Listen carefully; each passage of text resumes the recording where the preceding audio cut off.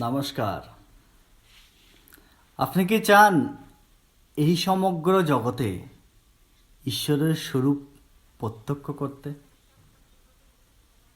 আপনি কি চান সেই ঈশ্বরকে জানতে, যে ঈশ্বর আপনাকে তৈরি করেছেন, আপনার মা বাবাকে তৈরি করেছে, আপনার সব কিছু তৈরি করেছে, এমনকি এই জগতও যার দ্বারা তৈরি? আপনি কি চান সেই ঈশ্বরের ধামে প্রবেশ করতে? তাহলে অবশ্যই আপনাকে অন্যান্য ভক্তির অবলম্বন করতে হবে।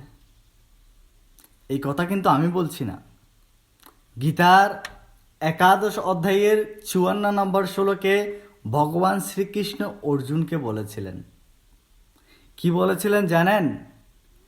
বক্তা ত্বন্নয়া শক্য অহম এবং বিধোর্জুন জ্ঞাতুং ধিষ্টুং চতত্ত্বেন প্রবেষ্টুং চ পরং তপ।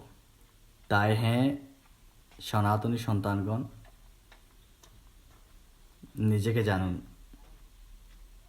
নিজের স্বরূপকে জানুন। তাহলে আপনি অবশ্যই সেই সকল প্রশ্নের উত্তর পেয়ে যাবেন